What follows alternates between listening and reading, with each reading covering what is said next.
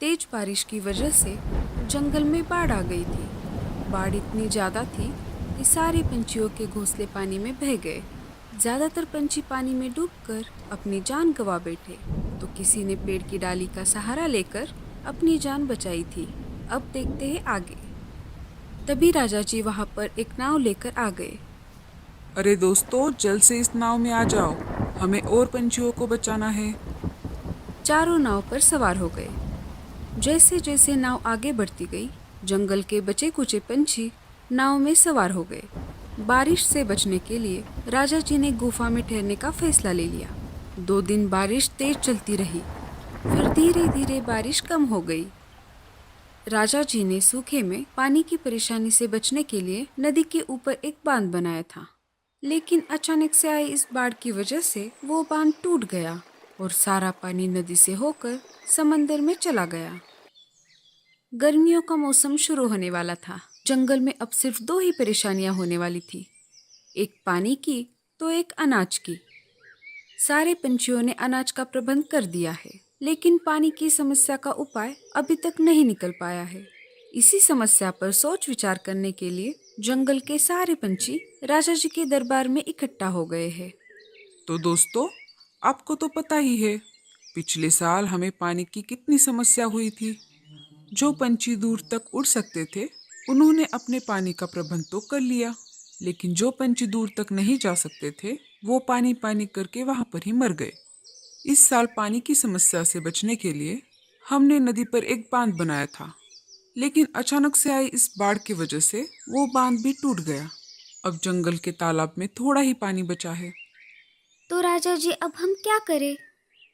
आप सब चिंता मत करो, हमने इस पर एक उपाय निकाला है। हमने जंगल के बीचों बीच एक वाटर बैंक शुरू किया है। तालाब का पानी सूखने से पहले ही वो पानी हमें वाटर बैंक में भरना है, और जो भी इसके लिए मदद करेगा उन्हें पूरे गर्मियों के मौसम में मुफ्त में पानी दिया जाएगा। तो फिर तैयार है आप सब? सारे पंछी राजा जी के उपाय से बहुत प्रभावित हो गए। उन्होंने अपना काम शुरू किया। जो पंछी जितना पानी ला सकता था, उसने उतना पानी लाकर वाटर बैंक में जमा कर दिया। 2 से 3 दिन में सारे पंछियों ने मिलकर वाटर बैंक भर दिया। दोस्तों, अब हमें ऐसे 2 पंछियों की जरूरत है जो इस वाटर बैंक को अपनी ईमानदारी से चला सके। उनके रहने का और खाने का सारा इंतजाम राजकोष से किया जाएगा। सूखे का मौसम खत्म होने के बाद उनको पूरे साल तक चलेगा इतना अनाज इनाम के तौर पर दिया जाएगा।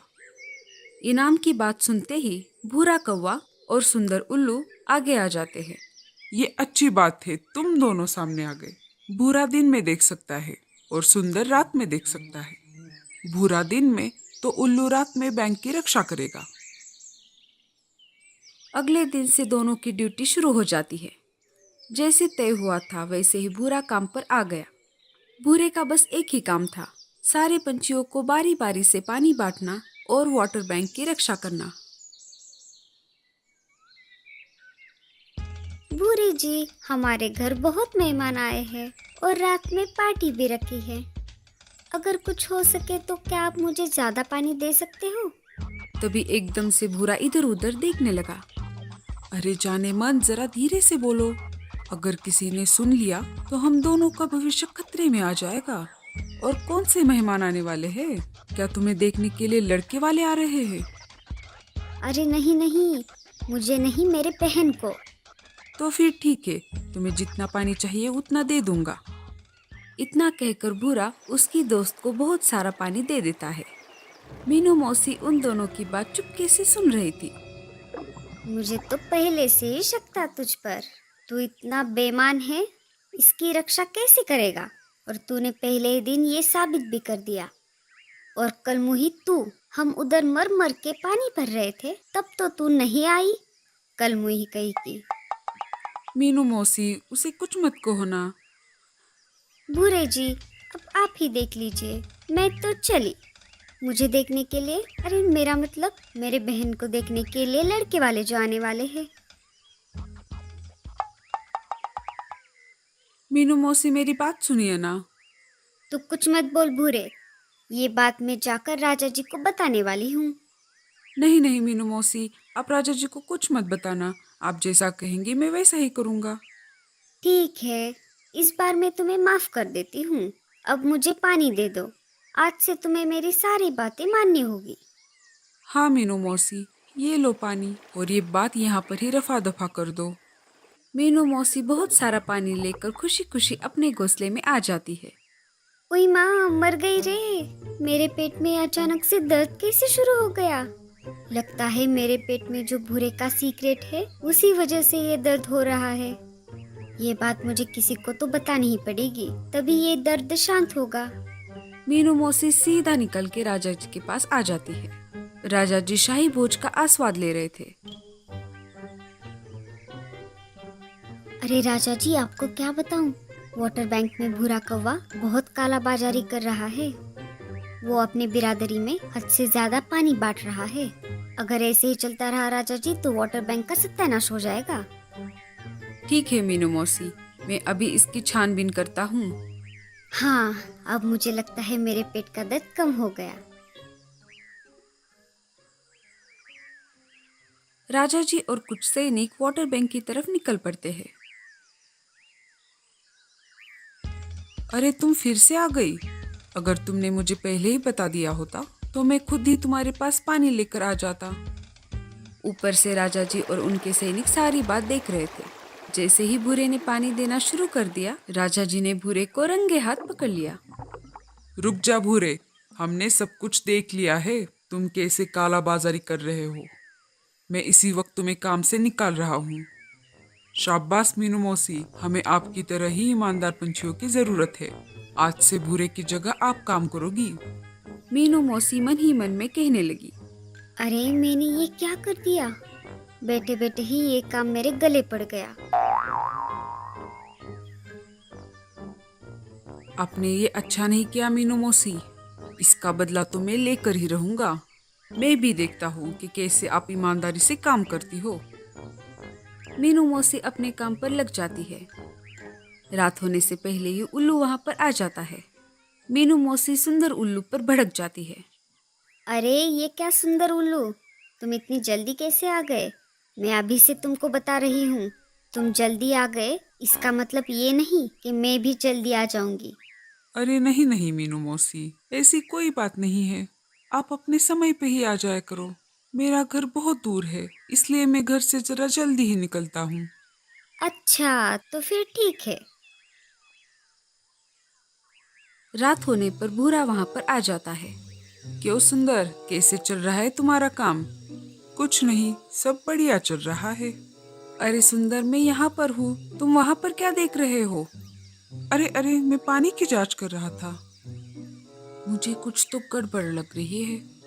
चलो मैं अपना अपना काम कर लेता हूँ। ऐसा कहकर भूरा वहां से चला जाता है। अच्छा हुआ भूरे को पता नहीं चला कि मैं रात का अंधा हूँ।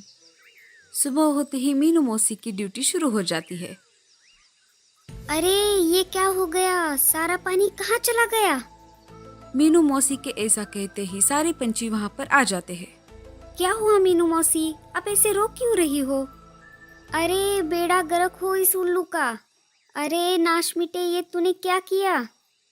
सारे चकित होकर वाटर बैंक की तरफ देखने लगे। उन्होंने देखा तो वाटर बैंक का पानी सारा गायब हो गया था और कुछ पानी जमीन पर फैला हुआ था।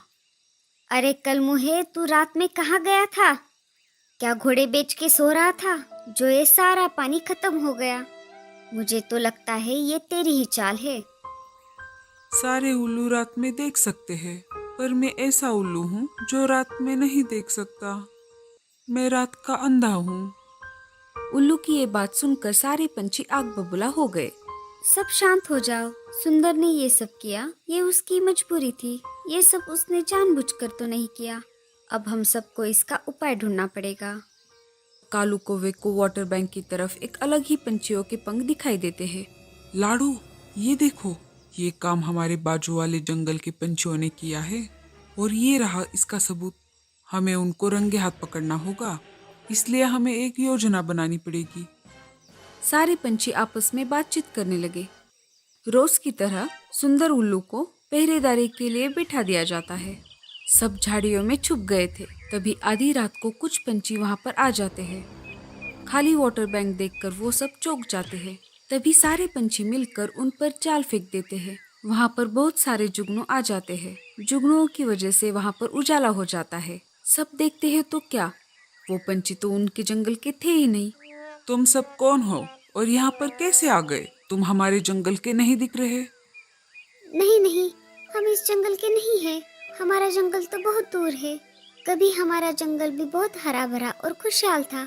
हम सब मिलजुल कर रहते थे, पर हमें आने वाले संकट के बारे में जानकारी नहीं थी। इंसानों की लापरवाही की वजह से हमारे जंगल का सारा पानी जहरीला हो गया।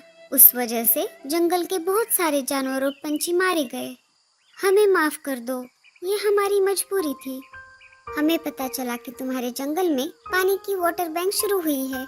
हम रोज यहाँ आकर तुम्हारा पानी चुरा रहे थे। आप हमें जो सजा देंगे वो हमें मंजूर है। उनकी ये बात सुनकर राजा जी चकित हो गए। उनको उन पर दया आ रही थी। तुम सबने गलती तो की है, पर इसमें आप सबकी मजबूरी थी। मगर राजा होने की वजह से ये मेरा फर्ज है कि मैं आप सबको सजा सुनाऊं। मैं आप सबको इस जंगल में रहने का आदेश देता हूँ और आने वाले 2 से 3 दिन में पानी की बैंक भरने का आदेश देता हूँ। राजा जी का ये फैसला सुनकर सारे पंछी बहुत खुश हो गए। साथ ही साथ परदेसी पंछियों ने भी ये फैसला मान लिया। परदेसी पंछियों को जाल से आजाद कर दिया। आने वाले 2 से 3 दिन में सारे पंछियों ने मिलकर पानी की बैंक भर दी।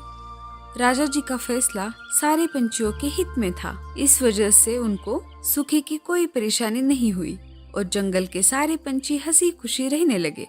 तो दोस्तों, कैसी लगी आपको हमारी ये कहानी? हमें कमेंट्स में जरूर बताना।